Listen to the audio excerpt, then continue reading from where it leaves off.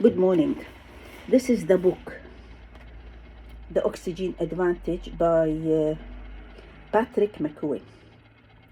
It is all about breathing. Of course, there are many breathing exercises, but I will make it practical and simple. So, what is the ideal breathing?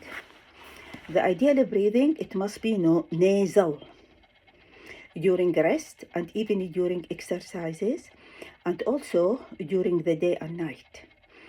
During the night, if we are mouth breather, we should buy a tape, which is micro pore tape, and then you put it on the lips during the night so that this will encourage us to nasal breathe. The nose is for breathing and the mouth is for eating. So, ideal, optimal breathing is nasal. Number 2, slow. 6 breaths per minute.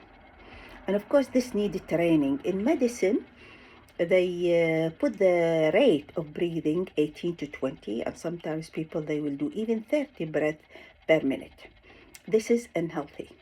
So, it is nasal, slow, calm, no sound,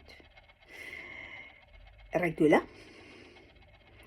and also belly breathing, diaphragmatic breathing, or yoga abdominal breathing. It's all the same. The best teacher is to watch a healthy child breathing. When they are sleeping, how they distend their abdomen upward toward the ceiling if they are lying on their back during the inhalation, and how the chest is expanding. During exhalation, the abdomen will go down.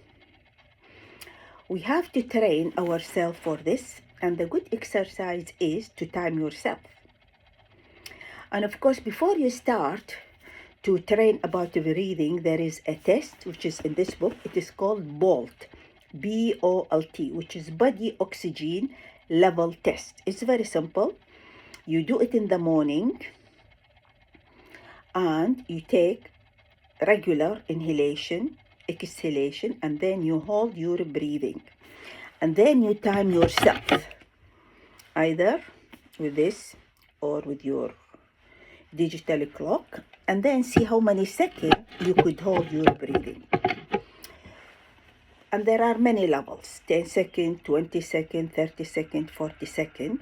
If you can hold your breathing 40 seconds, this is optimal, and this means that you are healthy. And it means that you can tolerate the carbon dioxide. The oxygen in the blood is very important to reach the tissue and the organ. But the oxygen, it binds to the protein in the hemoglobin, or it binds to the hemoglobin in the red blood cell. The hemoglobin is a protein. And then it will bind with the hemoglobin in the lung when we inhale. But in the tissue, it will dissociate from the hemoglobin. The oxygen will dissociate and go to the tissue and organ. And this is called Bohr effect, B-O-H-R. If the CO2 is low in the blood, and this is due to hyperventilation or abnormal breathing, then the oxygen will not dissociate from the hemoglobin in the tissue. But if the carbon dioxide is a little bit high, then the hemoglobin will give the oxygen, which is binded to it, to the tissue and organ. In fact, the stimulation for inhalation to take a breathing is in the centers in the brain. And these centers are stimulated by the carbon dioxide in the blood. It is not the oxygen which initiate the inhalation. So to recap, we have to learn how to breathe because it is essential for our health and for the health of every cell in our body. Every cell in our body, it depends on the oxygen.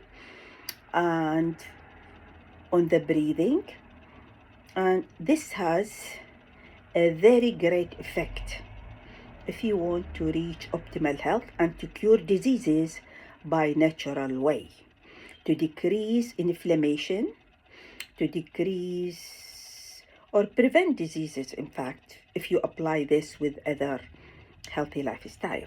Thank you and goodbye.